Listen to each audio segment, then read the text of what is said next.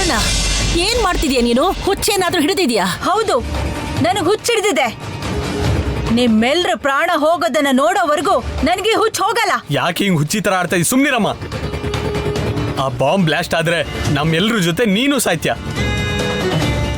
ನೀನ್ ಹೇಗೆ ಎಲ್ರೂ ಸಾಯೋದನ್ನ ನೋಡ್ತೀಯ? ನಾನ್ ಸತ್ರು ಪರವಾಗಿಲ್ಲ, ನನ್ನ ಜೊತೆ ಇವರು ಸಾಯ್ತಾರಲ್ಲ. ಎಷ್ಟು ಆಸೆ ಇಟ್ಕೊಂಡ್ ಬಂದಿದ್ದೆ ಕಣೋ, ನಿನ್ನ ರಾಜನ್ ತರ ನೋಡ್ಬೇಕು ಅನ್ಕೊಂಡೆ. ಆದ್ರೆ ನಿನಗೆ ಈ ಗತಿ ತಂದು ನಾನು ಮನೆ ಬಿಟ್ಟು ಹೋಗೋ ಹಾಗೆ ಮಾಡಿದ್ರು ಇವರು. ಇನ್ನು ನನ್ ಯಾವ ಆಸೆನೂ ಈಡೇರಲ್ಲ. ಇನ್ನು ನಾನು ಇದ್ರೆಷ್ಟು ಹೋದ್ರೆಷ್ಟು.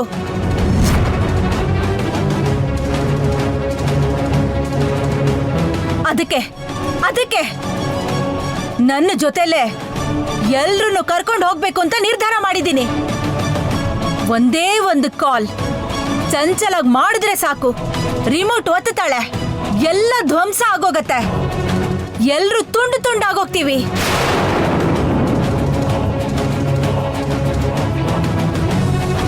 ಕೈ ಕಾಲ್ ಬಿದ್ದೋಗಿದೆ. ಇಲ್ಲಾಂದ್ರೆ ನಾನೇ ನಿನ್ಗೆ ಹೊಡೆದು ಬುದ್ಧಿ ಹೇಳ್ತಾ ಇದ್ದೆ. ಆ ಚಂಚಲನ್ ಮೋಡಿಗೆ ಒಳಗಾಗಿ ಏನ್ ಮಾಡ್ತಾ ಇದೀಯೋ ನಿನಗೆ ಗೊತ್ತಾಗ್ತಿಲ್ಲ.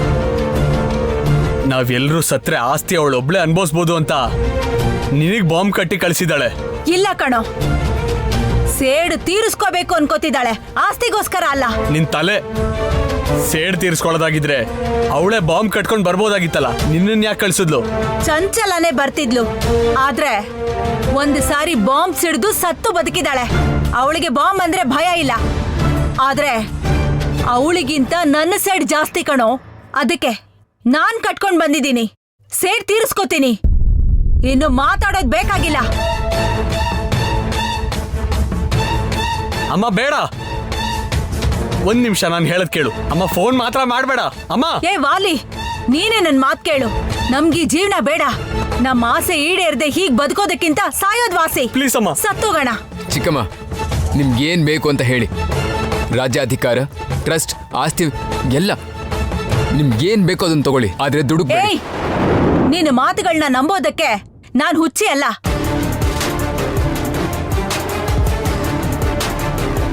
ಅಮ್ಮ ಬೇಡ. ನಿಮ್ಮ ಹತ್ರ ಏನ್ Please ಅಮ್ಮ. ನಾನು ಈಗ ಚಂಚಲಕ್ಕೆ ಫೋನ್ ಮಾಡ್ತೀನಿ. ಊರ್ಮಿಳ, ಚಿಕ್ಕಮ್ಮ, ಮಗಳೇ ಚಿಕ್ಕಮ್ಮ, ಊರ್ಮಿಳ, ಸುಮ್ನಿರಿ ಅಂತಾರೆ. ಬಿಡಿ ನನ್ನ. ಸುಮ್ನಿರಿ ಅಂತ ಹೇಳ್ದಲ್ಲ. ಬಿಡಿ. ಚಿಕ್ಕಮ್ಮ, ಏಯ್, ಊರ್ಮಿಳ, ಚಿಕ್ಕಮ್ಮ ಗಟ್ಟಿಗೆ ಹಿಡ್ಕೋ. ದೇವಾಂಶ್ ಗಟ್ಟಿಗೆ ಹಿಡ್ಕೋ. ಊರ್ಮಿಳ, ಮರ್ಯಾದೆಗೆ ಫೋನ್ ಕೊಟ್ಬಿಡು. ನಿಮ್ಮೆಲ್ಲರನ್ನು ಬಿಡೋದಿಲ್ಲ ನಾನು. ಬಾಂಬ್ ಸಿಡಿಸ್ತೀನಿ ನಾನು. ಏನಮ್ಮ ಬ್ಲಾಸ್ಟ್ ಮಾಡೋದ್ ನಿಂತಲ್ಲೇ? ಫೋನ್ ಊರ್ಮಿಳಾ ಹತ್ರ ಇದೆ. ನೀನ್ ಫೋನ್ ಮಾಡ ಅವಳಿಗೆ ಹೇಳೋವರೆಗೂ ಚಂಚಲ ಆ ಬಟನ್ ಒತ್ತೋದಿಲ್ಲ. ಏ ವಾಲಿ, ತಾಯಿನೇ ಸಾಯಿಸ್ತೀಯೇನೋ? ಇವ್ರು ಯಾರನ್ನು ಬಿಡಲ್ಲ ಕಣೋ. ನೀನ್ ಬದುಕಿದ್ರೆ ಅಲ್ವಾ, ತಾಯಿ ಆದ್ರೂ ನಿನ್ನಂತವ್ರು ಯಾವುದೇ ಕಾರಣಕ್ಕೂ ಬದುಕಲೇಬಾರದು. ದೇವಾಂಶ್, ಲಕ್ಕಿ, ಈ ಹುಚ್ಚಿನ ಕರ್ಕೊಂಡೋಗಿ ಆಚೆ ಹಾಕಿ. ಆಮೇಲೆ ಆ ಫೋನಿಂದ ಚಂಚಲಿಂಗೆ ಒಂದ್ ಮಿಸ್ ಕಾಲ್ ಕೊಡಿ, ಬ್ಲಾಸ್ಟ್ ಮಾಡ್ತಾಳೆ.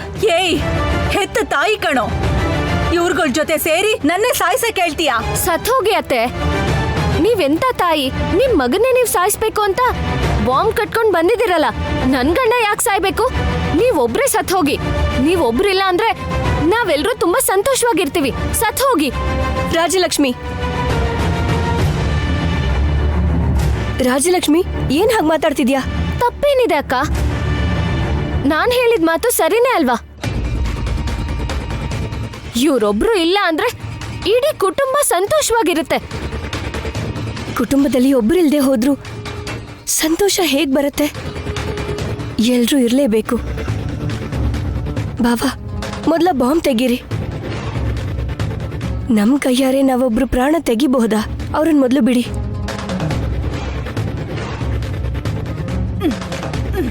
ಹಾ, ಏ ವಾಲಿ, ಬೆಲ್ಟ್ ಬರ್ತಿಲ್ಲ ಕಣೋ. ಅದು ಬರಲ್ಲ. ಆ ಬಾಂಬ್ಗಳು ಹಂಗೆ ಒಂದ್ಸಲಿ ಅಟ್ಯಾಚ್ ಮಾಡಿದ್ರೆ ಬ್ಲಾಸ್ಟ್ ಆಗದೆ ಬರಲ್ಲ. ಅಂದ್ರೆ ನಾನ್ ಸಾಯ್ಬೇಕಾ? ನಿಮ್ಮನ್ ಸಾಯಿಸ್ಬೇಕು ಅನ್ಕೊಂಡಿದ್ದಕ್ಕೆ ನಾನು ಏಯ್ ವಾಲಿ, ಅಯ್ಯೋ ಸಿಡಿಯುತ್ತೇನೋ. ಹುಷಾರು. ಅಯ್ಯೋ ಬರ್ತಿಲ್ಲ. Bomb, bomb. ಅತ್ತೆ, ಅಯ್ಯೋ ಅಯ್ಯೋ ಅಮ್ಮ, ಏನಾಯ್ತು?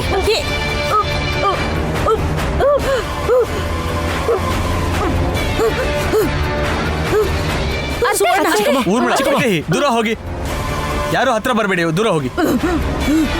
ಏಯ್ ವಾಲಿ, ತಪ್ಪು ಕಣೋ. ಈಗ ಅವಳ ಪರಿಸ್ಥಿತಿ ನೋಡಿ ಹೇಗಿದೆ ಅಂತ. ನಮ್ಗಿರೋ ಕನಿಕರ ಅವಳಿಗಿರಲ್ಲ ಅಜ್ಜಿ. ನನ್ನ ಮಾತು ಕೇಳಿ. ಬೇಡ ವಾಲಿ, ವೈದೇಹಿ ಹೇಳಿದ್ದು ಸತ್ಯನೇ. ಯಾರು ಇಲ್ದೇ ಹೋದ್ರೂ ನೋವು ನೋವೇ.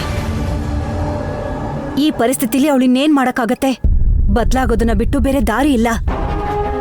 ದೇವಾಂಶ್, ನಿಧಾನಕ್ಕೆ ಆ ಬಾಂಬ್ನ ತೆಗಿ.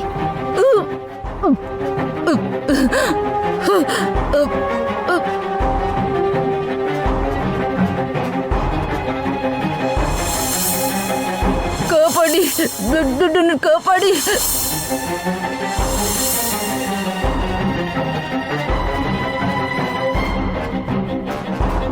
ಅತ್ತೆ ಬಿಡು. ಅತ್ತೆ ಅತ್ತೆ ಅತ್ತೆ, ನೀವ್ ಬೇಡ ಇರು. ಅತ್ತೆ, ಸುವರ್ಣ, ಸುವರ್ಣ, ಸುವರ್ಣ ಅಮ್ಮ ಸುವರ್ಣ, ಇಲ್ಲಿ ನೋಡಿ. ಅತ್ತೆ, ಏಯ್, ಅದನ್ನ ಹೊರಗೆ ಬಿಸಾಕೋ. ಹೊರಗೆ ಬಿಸಾಕೋದಲ್ಲ ಅಜ್ಜಿ, ಇದನ್ನ ಎಲ್ಲಿ ಬಿಸಾಕಬೇಕು ಅಂತ ನನಗೆ ಚೆನ್ನಾಗಿ ಗೊತ್ತು. ಚಿಕ್ಕಮ್ಮ, ನಿಮ್ಮ ಫೋನಿಂದ ಫೋನ್ ಮಾಡ್ತಿದ್ದಾಗೆ ಇದು ಬ್ಲಾಸ್ಟ್ ಆಗುತ್ತಲ್ವಾ? ಈಗ ಇದ್ರ ಬಗ್ಗೆ ನಾನು ನೋಡ್ಕೋತೀನಿ. ಅಪ್ಪನ ಕನಸು ಈ ಮನೆಯಲ್ಲಿ ನನಸಾಗಬೇಕು ಅಂದ್ರೆ ಚಂಚಲ ಜೀವಂತವಾಗಿ ಇರಬಾರ್ದು. ಕರೆಕ್ಟಾಗಿ ಹೇಳ್ದೆ ಲಕ್ಕಿ.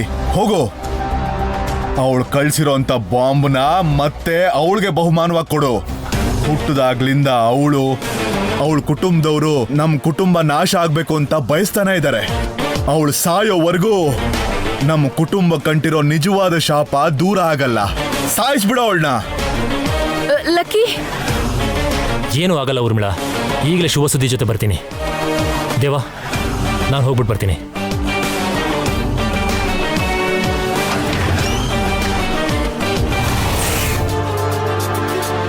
ಈ ಸುವರ್ಣ ಯಾಕೆ ಇನ್ನೂ ಫೋನ್ ಮಾಡ್ಲಿಲ್ಲ? ರೂಮಿಂದ ಆಚೆ ಹೋಗೋಕೆ ಎಷ್ಟೊತ್ತು? ಇಷ್ಟಕ್ಕೂ ಅಲ್ಲಿ ಏನ್ ನಡೀತಾ ಇದೆ? ಮನೆ ಹೊರಗಡೆನೆ ಕಾಯ್ತಾ ಇರ್ತಾಳೆ ಅಂತ ಹೇಳಿದ್ರಲ್ಲ, ಎಲ್ಲಿದ್ದಾಳ ಅವಳು? ಇಲ್ಲೇ ಇದೆಯಾ? ನಿನ್ನ ಕತೆ ಮುಗೀತೆ. ಇನ್ನು ಯಾಕೆ ಫೋನ್ ಮಾಡ್ಲಿಲ್ಲ? ನಾನೇ ಮಾಡ್ತೀನಿ.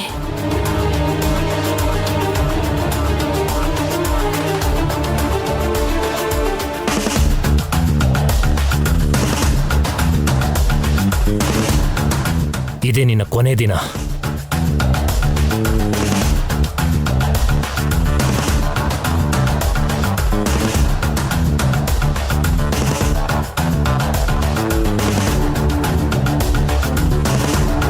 ಸುವರ್ಣ ಯಾಕೆ ಇನ್ನೂ ಫೋನ್ ಮಾಡ್ಲಿಲ್ಲ? ಅಲ್ಲೇನೂ ಆಗಲ್ಲ ಕಣೆ, ಆಗೋದೆಲ್ಲ ಇಲ್ಲೇ ಆಗತ್ತೆ. ಶತ್ರು ಶೇಷನೇ ಇಲ್ಲದಾಗ ಆಗತ್ತೆ. ಗುಡ್ ಬೈ ಚಂಚಲ, ಗೋ ಟು ಹೆಲ್. ಸುವರ್ಣ, ನೋಡ್ದ್ಯಾ ಅಮ್ಮ, ನಾವು ಎಷ್ಟೇ ಕೆಟ್ಟದ್ದು ಮಾಡಬೇಕು ಅಂದ್ಕೊಂಡ್ರು ನಮಗೆ ಒಳ್ಳೇದಾಗ್ಲಿ ಅಂತಾನೆ ಬಯಸ್ತಾ ಇದ್ದಾರೆ. ನಮ್ಮೂರು ಅಂದರೆ ಇವರೇ. ಆದರೆ ನಾವು ಹೊರಗ್ನೂರ್ ಥರ ನೋಡಿದ್ವಿ, ಕೆಟ್ಟದಾಗ್ಲಿ ಅಂತ ಬಯಸಿದ್ವಿ. ಇನ್ನು ಸಾಕಮ್ಮ, ಸಾಕು. ಇದು ನಮಗೆ ಪುನರ್ಜನ್ಮ. ಈ ಜನ್ಮದಲ್ಲಾದರೂ ನಾವು ಮನುಷ್ಯರಾಗಿ ಬದುಕೋಣ. ದೇವಾಂಶ್, ಫೋನ್. ಎಲ್ಲ ಆಯ್ತಣ್ಣ? ಎಲ್ಲ ಕರೆಕ್ಟಾಗಿ ಸೆಟ್ ಮಾಡಿದ್ದೀನಿ. ಇನ್ನು ಮೇಲೆ ಕಳಿಸೋದಷ್ಟೇ. ಅಮ್ಮ, ಲಕ್ಕಿ ಮಾತಾಡು. ಈ ಚಂಚಲ ನಮ್ಮ ಮನೆ ಆಚೆನೇ ಇದ್ದಾಳೆ. ಅವಳ ಕಾರಲ್ಲೇ ಬಾಂಬ್ ಇಟ್ಟಿದ್ದೀನಿ. ಒಂದು ಕಾಲ್ ಮಾಡಿದ್ರೆ ಅವಳಿಟ್ಟ ಬಾಂಬಿಂದನೇ ಅವಳೇ ಬ್ಲಾಸ್ಟ್ ಆಗಿ ಸತ್ತು ಹೋಗ್ತಾಳೆ. ಆದರೆ ಅವಳು ನಮ್ಮ ಮನೆ ಮುಂದೆನೇ ಸಾಯಬಾರ್ದು, ಎಲ್ಲಾದರೂ ದೂರ ಹೋಗಿ ಸಾಯ್ಲಿ. ಫೋನ್ ಮಾಡಿ, ನೀನು ಇಲ್ಲಿರೋದು ಗೊತ್ತಾಗಿದೆ, ದೂರ ಹೋಗು, ಮತ್ತೆ ಫೋನ್ ಮಾಡ್ತೀನಿ ಅಂತ ಹೇಳಿ.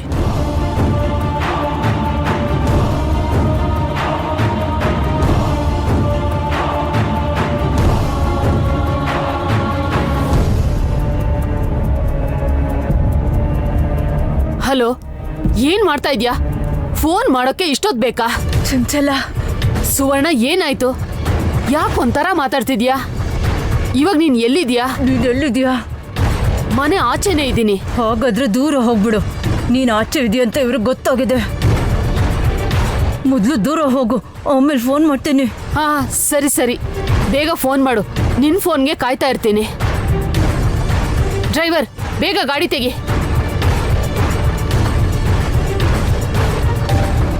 ದೊಡ್ಡಪ್ಪಂಗೆ ಉಳಿದಿರೋ ಶತ್ರುಗಳೆಲ್ಲ ದೂರ ಆದಂಗಾಗುತ್ತೆ. ಮನಸ್ಫೂರ್ತಿಯಾಗಿ ಒಂದು ಮಾತು ಹೇಳ್ತೀನಿ ಕೇಳಿ. ರಾಜ್ಯಾಧಿಪತಿಯಾಗಿ ದೇವಂಶ ಉಳ್ಕೋಬೇಕು. ಅದಕ್ಕೆ ಪೈಪೋಟಿನೂ ಇರಲ್ಲ, ತೊಂದರೆನೂ ಬರಲ್ಲ.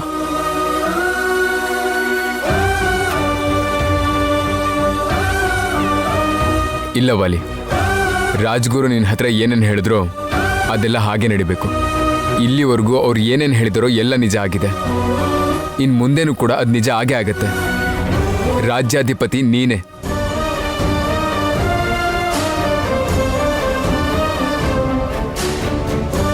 ನೋಡು, ಅಣ್ಣ ಬಂದ. ಅಣ್ಣ ಅತ್ತಿಗೆ ಅಕ್ಷಯಪಾತ್ರೆಗೆ ಅಧಿಪತಿಗಳಾಗಿರ್ತಾರೆ.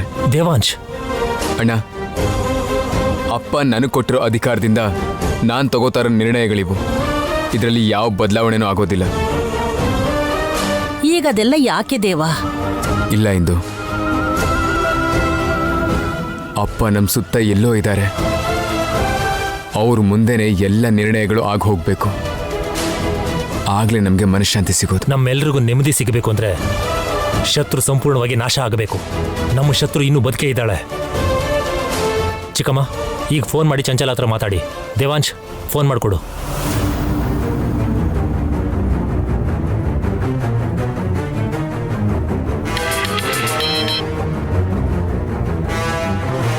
ಇವಾಗ ಹೇಳು ಸುವರ್ಣ. ದೂರ ಹೋದ್ಯೋ? ತುಂಬಾ ದೂರನೇ ಹೋಗಿದ್ದೀನಿ. ಎಲ್ರೂ ದೂರ ಕಳ್ಸೋದಕ್ಕೆ ಹೇಳು ಸುವರ್ಣ. ಎಲ್ರ ಜೊತೆ ಇದೆಯಾ? ಇಲ್ಲ, ಇದ್ದೇನೆ. ಹಾಗಾದ್ರೆ ಫೋನ್ ಕಟ್ ಮಾಡು, ನಾನು ರಿಮೋಟ್ ಓದ್ತೀನಿ.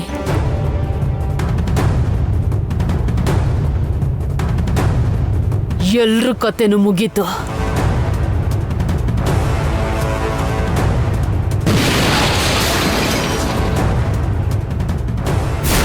ವೈದೇಹಿ, ಬದ್ಲಾದವರು ನಮ್ ಜೊತೆ ಇದ್ದಾರೆ. ಬದ್ಲಾಗದೆ ಇರೋರು ಮಣ್ಣಲ್ಲಿ ಮಣ್ಣಾದ್ರು. ಈಗಾದ್ರೂ ನಿನ್ ಪುಟ್ಟ ಮಗುಗೆ ಎಲ್ರಿಂದನೂ ಆಶೀರ್ವಾದ ಮಾಡಿಸ್ಕೊಂತೀಯಾ? ಹಾಗೆ ಆಗ್ಲಿ ಅಕ್ಕ. ಬಾ.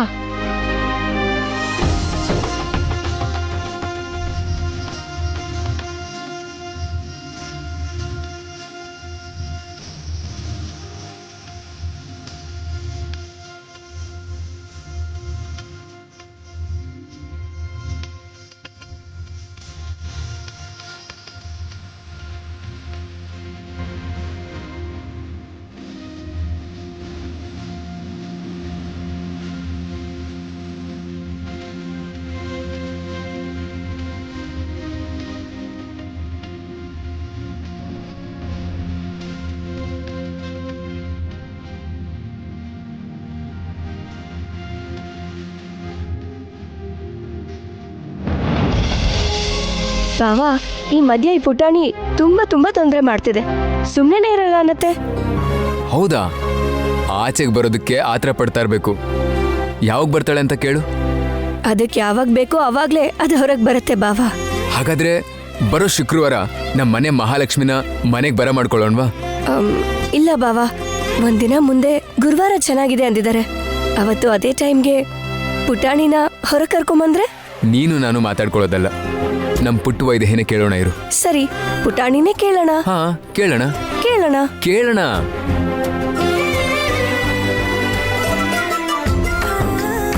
ಪುಟಾಣಿ, ಅಮ್ಮ, ನಾನು ನಿಮ್ಮಪ್ಪ ನಿನ್ ವಿಷಯದಲ್ಲಿ ಏನೋ ಅನ್ಕೋತಾ ಇದ್ವಿ. ಏನ್ ವಿಷಯ ಅಮ್ಮ? ನೀನ್ ಯಾವಾಗ ಬರ್ತೀಯಾ ಅಂತ ನಾವು ಯೋಚನೆ ಮಾಡ್ತಾ ಇದ್ವಿ. ನಿಮ್ಮಪ್ಪ ಏನೋ ಹೆಣ್ಮಗು ಲಕ್ಷ್ಮೀ ಸ್ವರೂಪ, ಶುಕ್ರವಾರ ಹುಟ್ಟಿದ್ರೆ ಚೆನ್ನಾಗಿರತ್ತೆ ಅಂತಿದ್ದಾರೆ. ಆದ್ರೆ ಗುರುವಾರ ಸಮಯ ಚೆನ್ನಾಗಿದೆ, ಒಳ್ಳೆ ನಕ್ಷತ್ರದಲ್ಲಿ ಹುಟ್ಟಿದ್ರೆ ಚೆನ್ನಾಗಿರತ್ತೆ ಅಂತ ನಾನು ಅನ್ಕೊಳ್ತಾ ಇದ್ದೆ. ಮತ್ತೆ ನೀನೇನ್ ಅನ್ಕೋತಿದ್ಯಾ? ನಿನ್ ಮಾತು ನಡೆಯಲ್ಲ, ಅಪ್ಪನ ಮಾತು ನಡೆಯಲ್ಲ. ನಾನು ಯಾವಾಗ ಹುಟ್ಟಬೇಕು ಅಂತ ಬರ್ತಿರತ್ತೋ ಆವಾಗ್ಲೇ ಹುಟ್ಟೋದು. ಏನಂತಿದ್ದಾಳ ವೈದೇಹಿ, ನಮ್ಮ ಪುಟ್ಟ ವೈದೇಹಿ? ಯಾವಾಗ ಹುಟ್ಟಬೇಕು ಅಂತ ಆ ಮಹಾದೇವನೇ ನಿರ್ಧರಿಸಿದಾನಂತೆ. ಅವತ್ತೇ ಯಾಕೆ ಹುಟ್ಟಿಸ್ಬೇಕು ಅಂತ ಅನ್ಕೊಂಡಿದ್ದಾನೋ ಅವತ್ತೇ ನಮ್ಗೆ ಅರ್ಥ ಆಗತ್ತಂತೆ. ನಿಜಾನೇ, ಮಕ್ಕಳು ಆ ದೇವ್ರ ಪ್ರಸಾದ ಕೊಟ್ಟಾಗಲೇ ಇಸ್ಕೋಬೇಕು. ಬೇಕಾದಾಗೆಲ್ಲ ಕೇಳಿ ಈಸ್ಕೊಳ್ಳೋ ಅಂಥದ್ದಲ್ಲ. ಅದು ಯಾವಾಗ ಸಿಗುತ್ತೋ ಸಿಗಲಿ, ನಾವು ಕಾಯೋಣ.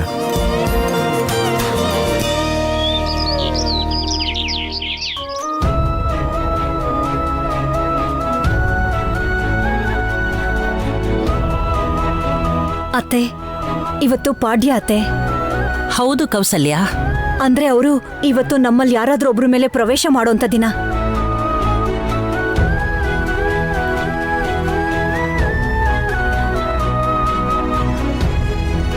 ಇನ್ನದ್ರ ಅವಶ್ಯಕತೆ ಇಲ್ಲ ಕೌಸಲ್ಯ.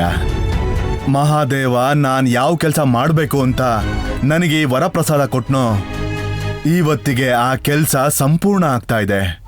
ಅತ್ತೆ, ಅವ್ರ ಜೊತೆ ಮಾತಾಡ್ಬೇಕು ಅನಿಸ್ತದೆ, ಅವ್ರ ಮಾತು ಕೇಳ್ಬೇಕು ಅನಿಸ್ತದೆ. ನಾನೇನು ಹೇಳೋ ಅಗತ್ಯ ಇಲ್ಲ ಕೌಸಲ್ಯ. ಇವತ್ತಿಂದ ನೀವೆಲ್ಲರೂ ಸಿಹಿಸಿದ್ದನ್ನೇ ಕೇಳ್ತೀರಾ. ಏನಮ್ಮ, ಏನಾಯ್ತು ಊರ್ಮಿಳಾ? ಏನು ಅಜ್ಜಿ, ನನಗೆ ತಲೆ ತಿರುಗ್ದಂಗೆ ಆಗ್ತಿದೆ. ಹೊಟ್ಟೆಲಿ ಹಿಂಸೆ ಆಗ್ತಿದೆ ಅಜ್ಜಿ. ಹಿಂಸೆ ಆಗ್ತಿದ್ಯಾ?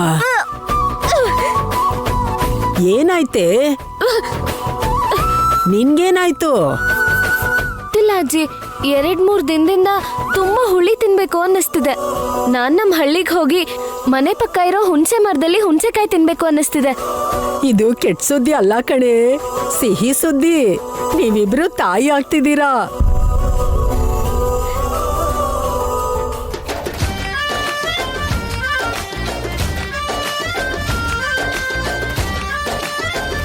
ಏನನ್ನತ್ತೆ ಮಗು?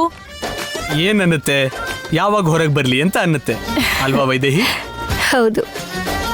ಬಾ. ಅಮ್ಮ, ಅಮ್ಮ, ವೈದೇಹಿ ವೈದೇಹಿ ವೈದೇಹಿ ವೈದೇಹಿ ಏನಾಯ್ತು ವೈದೇಹಿ? ಅಕ್ಕ, ವೈದೇಹಿ, ವೈದೇಹಿ, ವೈದೇಹಿ, ಏನಾಯ್ತಮ್ಮ? ವೈದೇಹಿ, ಹಾಸ್ಪಿಟಲ್ಗೆ ಕರ್ಕೊಂಡ್ ಹೋಗೋಣ್ವಾ? ಟೈಮ್ ಇಲ್ಲ, ಇಲ್ಲೇ ಮಾಡ್ಬೇಕು. ಎತ್ಕೊಳ್ಳಿ, ಹುಷಾರು.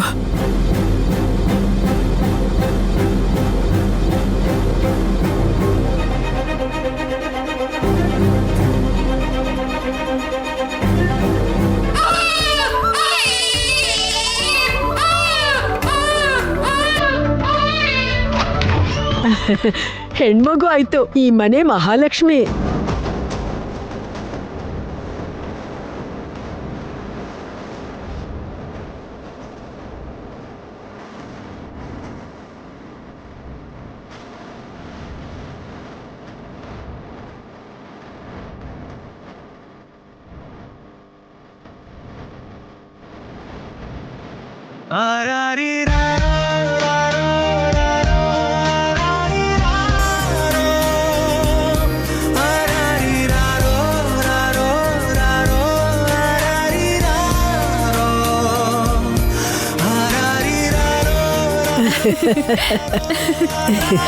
ಅತ್ತೆ, ಗೊತ್ತಿದ್ರೆ ಅಲ್ವಾ ನನ್ನ ಮಗಳು ಶಾಂತ ನಿನ್ನ ಹೊಟ್ಟೆಲಿ ಹುಟ್ಟುತ್ತಾಳೆ ಅಂತ. ನಿನ್ನ ಮಗಳು ಕೂಡ ಅವಳ ಅಮ್ಮಂಗೆ ಹೇಳಿರ್ಲಿಲ್ಲ. ಇವತ್ತಿನ ದಿನ ಪಾಡ್ಯ. ಅವರು ಯಾರ ದೇಹಕ್ಕಾದ್ರೂ ಪ್ರವೇಶ ಮಾಡ್ತಾರ, ಯಾವ್ದಾದ್ರೂ ಶುಭ ಸುದ್ದಿ ಹೇಳ್ತಾರೆ ಅನ್ಕೊಂಡಿದ್ದೆ. ಆದ್ರೆ ಅದಕ್ಕೂ ಮುಂಚೆನೆ ಈ ಸಿಹಿ ಸುದ್ದಿ. ಸಿಹಿ ಸುದ್ದಿ ಅಲ್ಲ ಕೌಸಲ್ಯ, ಸಿಹಿ ಸುದ್ದಿಗಳು. ಇನ್ನಿಬ್ರು ಸೊಸೆದಿರ್ ಕೂಡ ತಾಯಿ ಆಗ್ತಿದ್ದಾರೆ. ರಾಜಿ, ನಿಜನಾ ರಾಜಿ?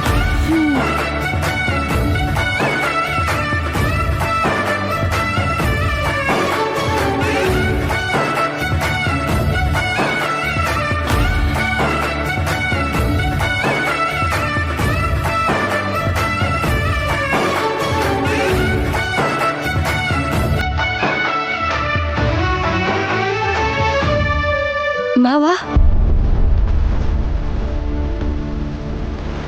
ದಶರಥ, ಏನು ಅಂದ್ರೆ? ಅಪ್ಪ ಅಪ್ಪ ಏನು ಅಂದ್ರೆ?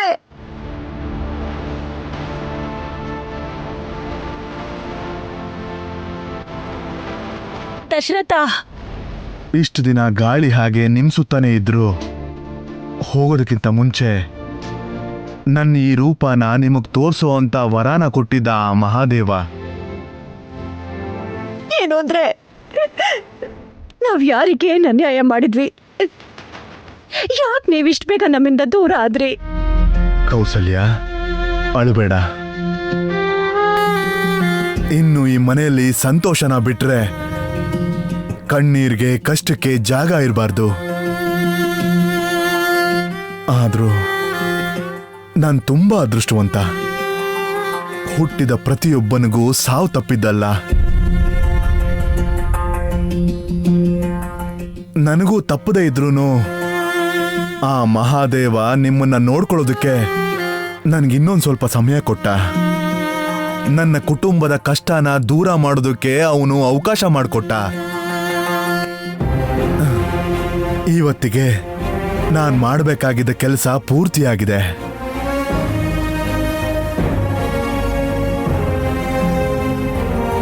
ನಾನು ಇಲ್ಲಿಂದ ಹೋಗುವಂತ ಸಮಯ ಹತ್ರ ಬಂದಾಯ್ತು. ಅಪ್ಪ ಅಪ್ಪ ದೊಡ್ಡಪ್ಪ,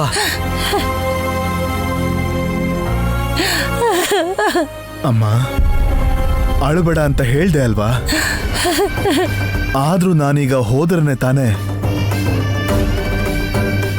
ಮತ್ತೆ ಇವ್ರ ಹೊಟ್ಟೆಯಲ್ಲಿ ಹುಟ್ಟೋದಕ್ ಸಾಧ್ಯ. ನನ್ನ ತಂಗಿ ಶಾಂತಾದೇವಿ ವೈದೇಹಿ ಹೊಟ್ಟೆಯಲ್ಲಿ ಹುಟ್ಟಾಯ್ತು. ನಾನು ಇವರಿಬ್ಬರ ಒಬ್ಬರ ಹೊಟ್ಟೆಯಲ್ಲಿ ಮುಂದಿನ ಜನ್ಮದಲ್ಲಿ ನನ್ನ ತಂಗಿಗೆ ತಮ್ಮನಾಗಿ ಹುಡ್ತೀನಿ.